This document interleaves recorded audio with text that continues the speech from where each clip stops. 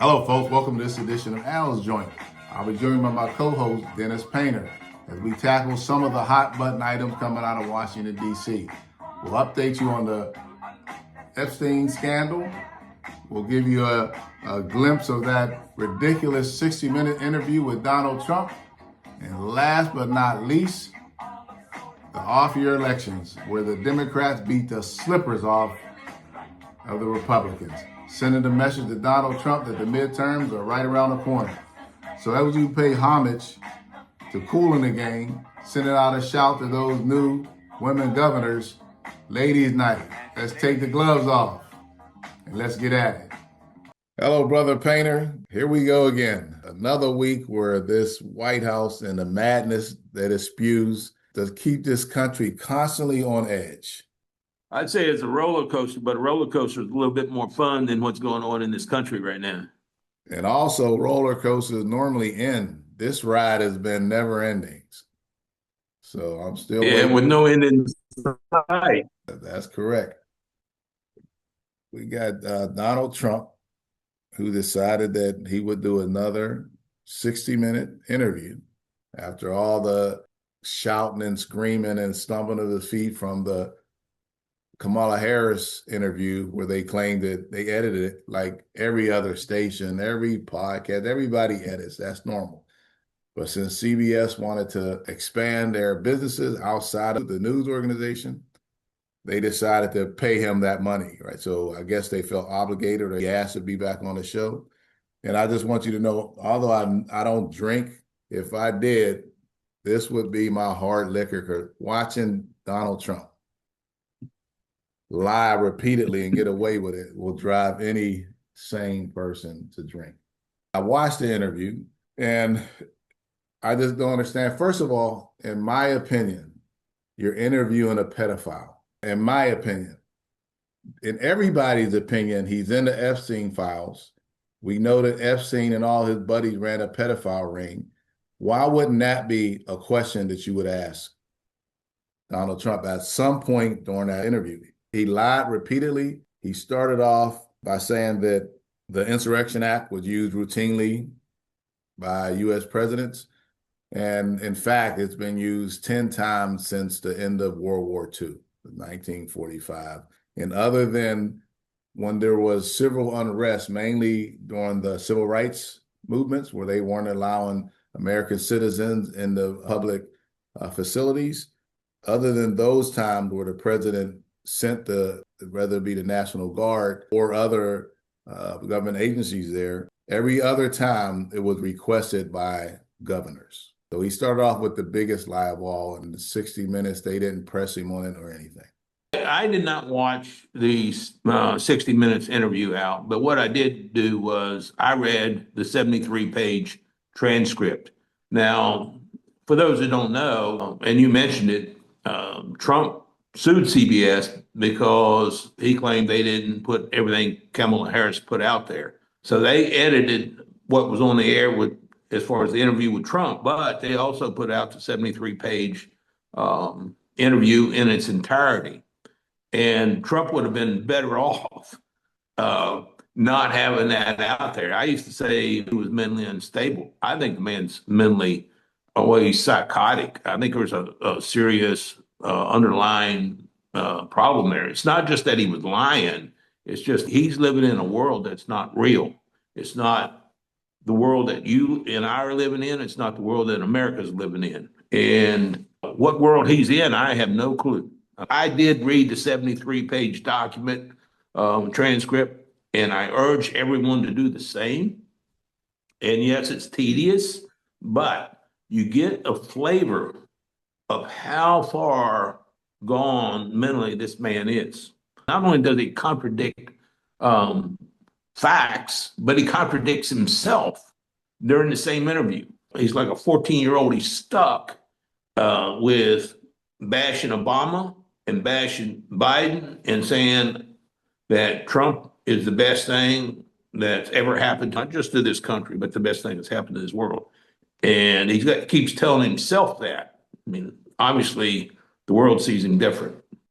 Yeah, I you know, he and I don't have the name in front of me, but the crypto guy, that he pardoned.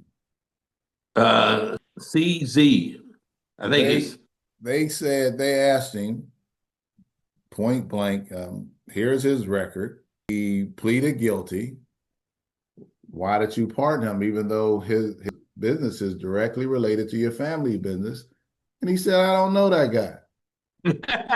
no, That's it's not, like, if I that's think, not enough to have Republicans wondering, the one thing I can honestly say about Democrats, we understood when we thought that Biden wasn't physically able to fulfill his role as president for another term. We understood that. Some people debated whether he should be given opportunity. We had a serious conversation which ended in him not running, and I believe, rightfully so. The Republicans will lie to themselves. This man is suffering from dementia. He's been a liar his whole life. The worst thing you can have is a senior citizen who has dementia and was a liar his whole life. We go back to what you were saying. He doesn't even know what's reality or not. You're absolutely right. In his mind, he really thinks that he's a younger version of himself. When he compared himself to Mondani, he said that he was better looking than him. He's the president of the United States, and he's comparing how he looks to a candidate in the mayoral race in New York City. he's so off balance. And like I said, he's stuck. And when I say stuck, he can't move on and represent the United States of America in a reasonable, truthful way. And the things that he says are all about him. And in a way, to me, it's like a psychopath. He can't get off the fact that he's the most important, intelligent, good-looking person in the world. And that simply isn't factual. But that isn't important to us. In that interview, he talked about things that are not important to the American people. And he's talking about all this stuff he's doing overseas, but he's doing damage to this country. And he didn't want to talk about that stuff. Or he wanted to skim over it and say, well, let me talk about something else. Yeah, he wants to keep harping on the fact that he's settled wars that nobody even knew was being fought. The American people don't care that you set up a war between Timbuktu and Timbuktu. The American people want to know, what are you doing for the price of groceries, the price of gas, my future in the job market, my ability to buy a house, my ability to have affordable housing, whether it's for a purchase or for rent. They want to know, and only thing you're saying, you're taking these trips overseas to these countries that, whether you like it or not, the American citizens do not give a damn. No, and part of what he was talking about, and this goes back to serving the American people. Well, if you watch the interview between Zelensky and him, the first interview on Ukraine, he said he'd settled more wars than any other president. That was not true then. He said he settled 8 wars in the 60-minute interview. That's not true now. What he did, there was 2 conflicts and 1 ceasefire. In terms of really settling a war, you have Russia and Ukraine still killing each other. He said he'd have that settled in 24 hours. He's created wars at home between Americans by dividing this country. He's created economic wars with other countries through the tariffs. So, I mean, all of this stuff, he's living in a different world. And he continues to blow up rowboats. I believe he needs a war to be able to expand his powers. He picked a country where, okay, this is a country that we can pick a war with, and then we can claim, I need more power. With the Congress that he has and the Senate that he has, they would just fall right in line. He's also, by blowing these boats up, he's ignoring international law in terms of what he can do. He's not practicing what is considered law and order, which is, if someone is breaking the law, you arrest them for breaking the law. Then that person gets representation through an attorney and a trial. okay? Or they get to plead, one or the other, just like Epstein pled, you know? But instead, he's just blowing them up. Now, I think he's trying to condition us to say it's okay for me to say they're guilty and I can kill them, because when he had the generals there in Washington, D.C. from all over the world, you know, one of the things he said is this being nice is over. They spit, you hit. Well, that's not what law and order is. If our police department in any city did that, there'd be an uproar. They're there. If you break the law, they're going to arrest you. If you spit, they're not supposed to beat you. They're supposed to arrest you for breaking the law. So I think he's conditioning us to think it's okay to kill people if he says they're breaking the law. And with him moving in the National Guard into our cities, and I read last week where he was authorizing that 500 National Guard be trained in every state to handle civil disobedience. What that tells me is he's going to be doing something that's going to create civil disobedience, and he's going to control those. He calls them riots, we call them demonstrations. Our right to protest. To me, there's all kinds of messages in what he's doing, but none of it is good for America. Let's take, for instance, that what they're saying is correct, that they figured out a path. They're too far away from the United States to say the United States, but that's one part of the leg of this drug empire, right? Two things the drug lords are going to do. First, they're going to send dummy boats out there, probably with regular citizens on it, so you can blow those regular citizens up. They've been doing this so long. You're not going to stop them by stopping rowboats and little small motorboats. It don't work that way. They're bringing millions of pounds of cocaine north, and you think that you're going to stop them by blowing up an occasional rowboat or an occasional motorboat? You would have to be blowing a boat up every 2 hours to tell me that you're making a dent on what they're doing. Well, we talked last week. What makes more sense is if, in fact, there are drugs on those boats, then you board the boats, you confiscate the drugs, you arrest the people carrying it, you find out whether or not the crew knew that there were drugs on that boat. The captain might be the only one if there's drugs on that boat. He might have been the only one that knew, and you arrest the people that knew, not the people that didn't know. And then you do interviews and you try to find out who the drug lords are so you can shut them down. And they're on land and they're not out there in the water. Why would I go out in the water and get seasick? I got a yacht. Why should I go out in that little rowboat and a wave could turn over? And Lord forbid they try to get intel on the drug organization, right? Lord forbid that. Let's just blow them out the water so we have no proof for nothing. This crackerjack administration, that's what happened when you put so many unqualified folks in positions. From Hastert to Patel, it goes on, Bondi. Those folks weren't up to that task. You don't even want to get me started on those three. Yes, I do. Kash Patel, yes, I do. Kash Patel, he's so unqualified, and he's involved in the cover up on the Epstein files. It's just unreal. But I want to go back to the interview if I can. I want to quote a couple things for people, because people with common sense, and I'm saying to people, do your own research. You're saying to people, do your own research. But common sense will tell you that this stuff is not true. One of the things he said was there's zero inflation. Now, come on. When has there ever been zero inflation? Okay. Now, but that's what he's saying. Thanks to him, there's zero inflation.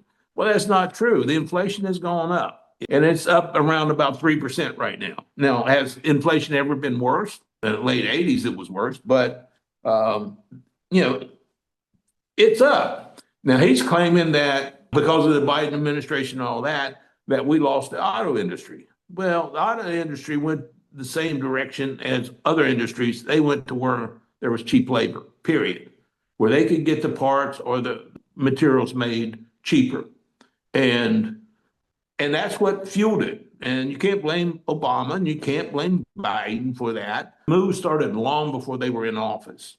So he's feeding America a bunch a bull. Now, having been in the South, what happened was the clothing industry moved from the North to the South because of wages. Wages were lower in the South. Then moved from the South out of the country, and they weren't union jobs. And General Electric, one of the larger corporations in this country, maybe the world, said 30 years ago, we keep our plants on barges, meaning we're going to take our work the cheapest place we can get it. Okay. Now he's saying he's going to have all of 100% of the auto industry back in a couple of years. That's impossible. He's not going to do that. They're not going to bring it back because there's parts being made in different countries, that feed the auto industry. It's too complicated. It's not going to happen. Wages are going to go up. People are not going to be able to afford the cars. I mean, it's the same scenario that we've been playing on other issues. And he's saying we're going to be king of the auto industry again. Well, that's fluff and bluff. That's all that is. And he's saying because of him, if he hadn't gotten in office, our country would have been bankrupt by now. And he's increased, the deficit tremendously, at least by $1 trillion. Trump created, and this is in his first term, created the third largest debt this country had behind Abraham Lincoln and George Bush. And both George Bush and Abraham Lincoln created because of wars. Okay. But he's on track, he being Trump now, to having the number one spot based off of what he's doing. He said the ranchers that were raising beef are doing very well. Well, they're not doing very well. That's why they're raising Cain and saying, look, would you make us deal with Argentina to bring beef into this country for when we're suffering? All right. He said he made a great deal with China. China used to buy between 25 and 35 metric tons of soybean. We made a deal that for the remainder of this year, it's going to be 12 million metric tons. And for next year, 25 metric tons of all types of grains, not just soybean. That doesn't mean that we are going to get 25 billion metric tons sold to China of the soybean. It ain't going to happen from what I read. Well, it doesn't matter if it happens or not. He'll just lie. And when he said that smart and intelligent people hate him, that kind of lets you know what he thought about the folks who are his supporters, right? I can say whatever I want to them because they're too damn stupid to figure it out. And if they do figure it out, they love me so much, they don't care if I lie, if I'm a pedophile, if I'm a rapist, if I'm a felon, they don't care. He has them pegged. He's absolutely right. You can't look at him and say, why the hell do you think that way? Because he's absolutely right. I believe it was an article in 1998. What he said was, if he were to run for president, he would be doing it in the Republican Party because they were stupid and they would believe everything he said. And so that's what he did. Now, I don't know whether people know it or not, but he used to be a Democrat.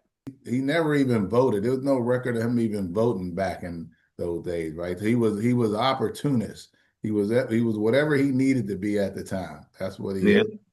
Yeah. Another major thing happening, even bigger than the 60-minute interview in this country, off-year elections. They're not the midterms, but they're the off-year elections. And it was predicted that the Democrats were in great shape.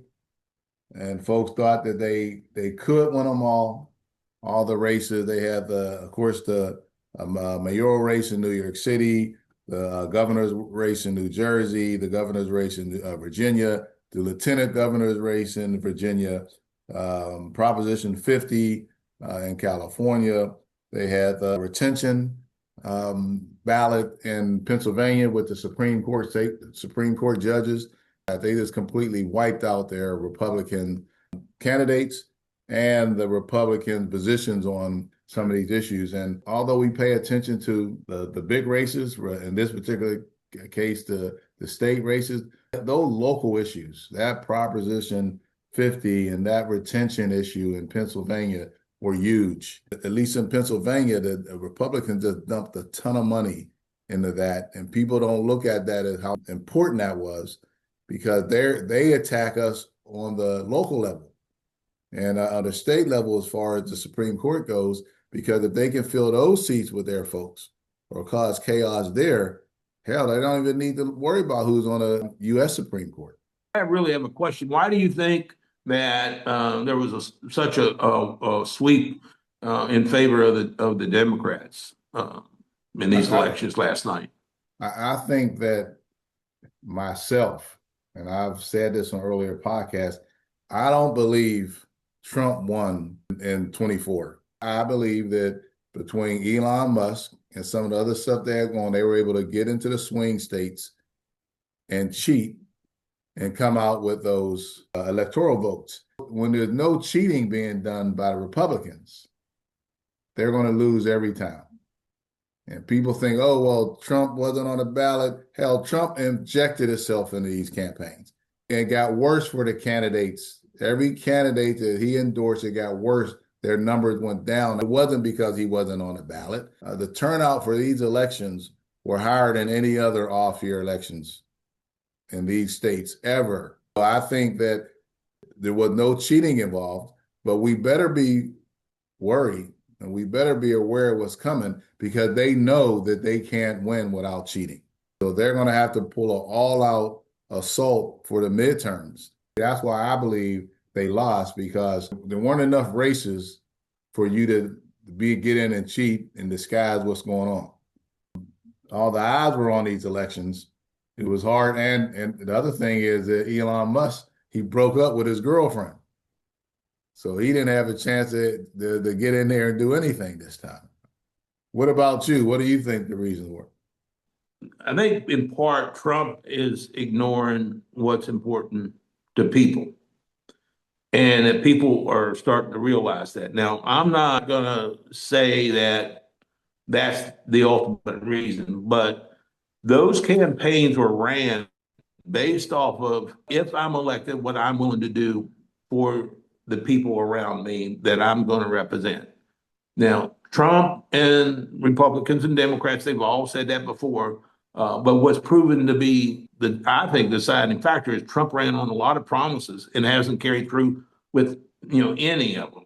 I think people are getting on to him and they're getting very dissatisfied. I think the tariffs have created a lot of uncertainty. I think the fact that he's moving troops into big cities has caused some problems. And I'm hoping as we go through, the next 3 years, people get more and more educated and fed up with the policies that we're seeing now and vote for what's in the best interest of our country. They already started. Trump had a meeting with the representatives and he said, we lost because one, I wasn't on the ballot, and two, because of the shutdown. And that just ignores what the people really are saying. People are saying we're hurt. We need something better. And they're starting their attack for 2026, calling us the Democratic Socialists. Well, people don't really know what that is, but that's going to be their theme, that's awful and it'll destroy America. Everything's going to destroy America unless it's Republican. I think that people are getting fed up, but we'll see what the coming months will do. I can agree. I kind of understand your position.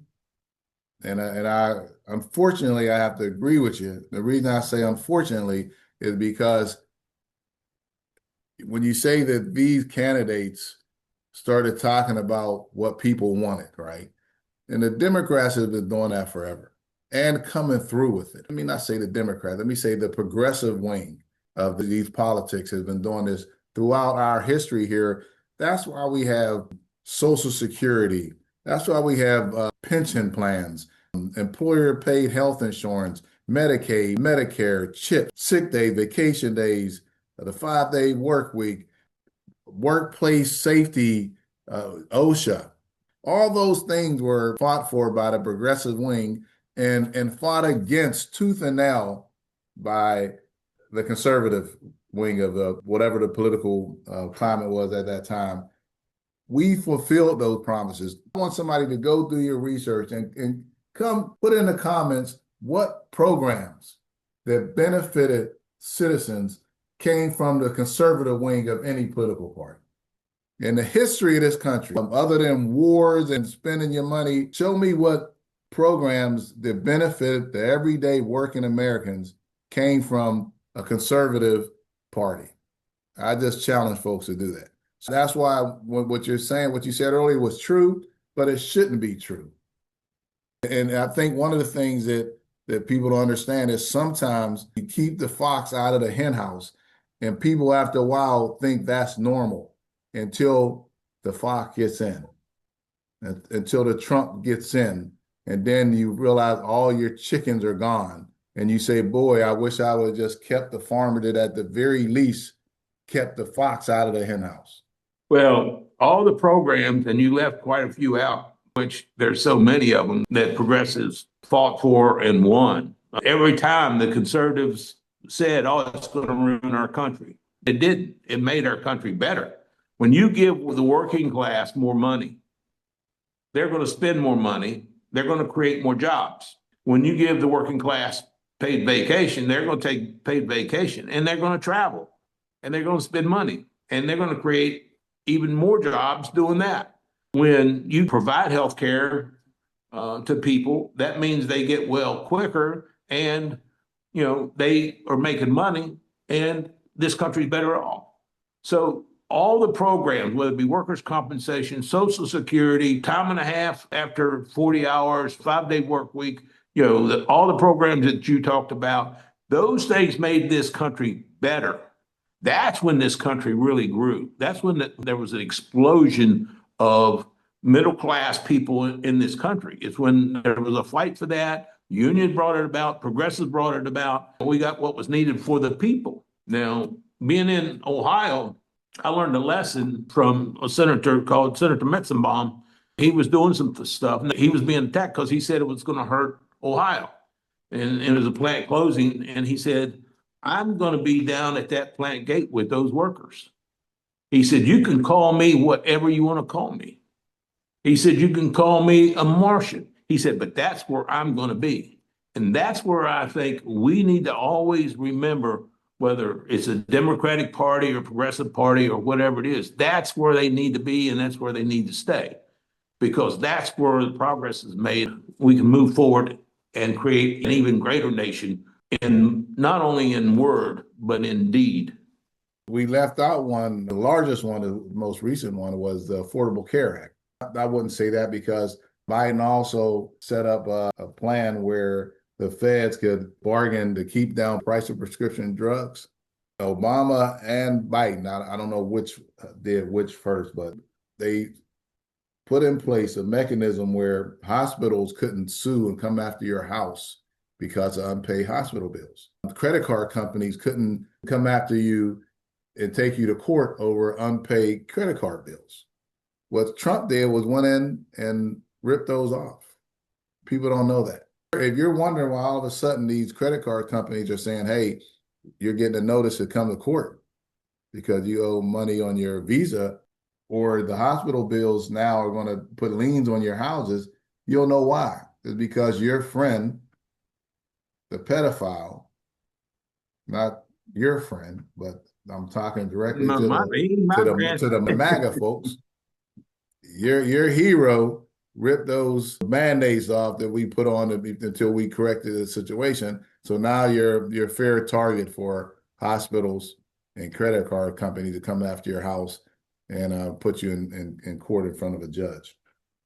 That's what they do for you. Remember Trump's first run for president? He said he had a plan. He was going to get rid of the Obamacare, all of that. He had this big, wonderful plan. And when he was pressed on it, he wouldn't tell people what it was. He wouldn't make it public to anyone. And in that 60 Minutes interview, he said the same thing. O'Donnell said, oh, where's your plan? And it's coming. Where's your plan? What is it? He couldn't say what it was because he doesn't have a plan. What he wants to do is just get rid of the existing plan where people can afford coverage and create a situation where the insurance companies can charge people more or take their homes, if they can't pay. That's his plan. That's it in a nutshell. We can't leave this episode without giving folks an update on the Epstein pedophile ring, which I believe and will always believe until they release the files, that Trump is right dab smack in the middle of it, not just as some participant. I think he knew exactly what they were doing. He was a part of it until they released those Epstein files. He gets to go around on 60 Minutes in the other countries like he's not a pedophile and a rapist. And nobody ever asked him. They stopped asking him now because they're afraid. If people think that you're a pedophile, wouldn't you want to release the evidence to clear your name? You're screaming and holler when somebody calls you any other name. You want to sue people for all this money, but everybody's saying that you're a pedophile. When are you going to release the files and let your fans and your cult members know that it's not true? Well, aside from videos, there's over 30,000 pages been made available to the FBI, but it has not been released. 50 women have come forward and named no less than 20 individuals involved in the Epstein sexual trafficking scandal. They've been named and nothing's been done. There's Republican Thomas Massie of Kentucky and Democratic Representative Ro Khanna of California introduced a bill where they will have to release the records. But guess what happened? The shutdown. You have the shutdown, you can't vote on the bill. And that's one of the things that I believe fueled the shutdown. We have all these people out there that are quote unquote pro-lifers. Where are they? Why aren't they speaking up? If you're pro-life, shouldn't you be on board and saying, we got to end this case, we got to make those files available, that being abusive to children is part of what we stand against? Now, I haven't heard the pro-life organization stand up and demand the files. Are you pro-life because you want more female and babies born to feed the pedophile ring? Pro-life means not just being born, but having a decent life, without being sexually assaulted, without being put into the traffic industry. They're not pro-life. They're pro-birth. If you think that life is that important, then stand up for life. Not just a baby being born, but that child as that child's being raised. For underage girls and underage boys, stand up for them. I do believe, though, that if you look at Turning Point USA and the Charlie Kirk incident as it relates to Epstein, the one thing Charlie Kirk wasn't moving off of is releasing Epstein files. If you go back and look at some of his later, he was still pushing to release those, and I believe that they told him you have to stop. And if he didn't stop, and then he had to go. It's not that complicated. Well, I don't disagree that they killed their own. And whether it was for the reason that you said, or whether it's because I think Charlie Kirk was getting a following, Charlie Kirk was breaking away some from Trump. And, he couldn't control that. But I do believe that it was the right that killed their own. Now, they needed a martyr, and Charlie Kirk, unfortunately, was the martyr. And this is my opinion. Now, Erica Kirk, Charlie Kirk's wife, she was in a beauty pageant that was owned by Donald Trump. At the age of 17, she won the beauty pageant. And then, of course, she went on and married Charlie Kirk. And if you've seen the latest of her and J.D. Vance hugging, I'd say she's got her eyes on the White House. It's interesting that J.D. Vance moved right in to that organization right away. People can say what they want, but if you saw the pictures of how she was hugging him, he was hugging her. Here's a picture right here. I want you to know that if a woman hugged me like that, and my wife is around, somebody's leaving there with their eyes dotted, because that's not your friendly hug. Nobody that I've ever met, that all the women that I was friends with and professed, I've never had anybody hug me like that, not even close. I've never seen anything like that. Probably one of the strangest things, but to each their own. What I saw was Erica Kirk saying when she was hugging JD Vance, I'm available. And the way he was hugging her is, I want you. If you ever can read body language, that's what it looked like to me too. If what I've been reading is true, JD Vance and his wife are having some problems. We'll see what happens. I've seen folks, dozens of folks who were heartbroken that she didn't fit that mold. I'm sorry. So I think you're absolutely right. She's opportunist. I don't blame her. There's a lot of folks. Everybody in the Trump administration is opportunist. But we shouldn't be overconfident based off of yesterday's results. I think we should work double up on our work. We got a lot of work to do. You're absolutely right. Yeah. The goal has always been the midterms. And I don't even believe that the redistricting is going to save. I know it won't save Trump. No, they have to do that and cheat. I believe we'll be fine in the midterms because we're doing what's right for the American people. We might have to fight to be able to vote, Al, in my opinion, because there is a reason that you're training 25,000 National Guard for riot control in the United States. And they're going to handle the riot control inside of their state, 500 National Guard per state. So I think they have bigger plans down the road for the midterms, and they're getting prepared for it. This country has been in worse fights than this. We've come through. The key is that we're ready. We won't get caught off guard. So we have that advantage. Let's bring it on. So my brother, I want to thank you once again for joining me on this podcast. As always, we're going to keep the fight going. And I'll see you next week. And hopefully, by the time this podcast is published, there'll be some changes in the White House. But I'm not holding my breath. Directly related to them opening the government up and recognizing that the path that they're on is harming the American people. Well, folks, that brings us to the end of another episode. I want to thank each and every one of you for joining us today. And please don't forget to hit like, share, and subscribe. It's free. But also leave your comments below because I want to know what you're thinking.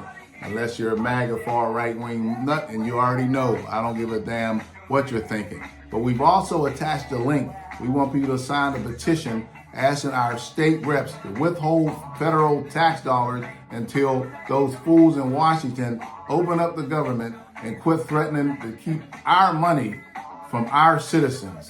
So until next week, peace.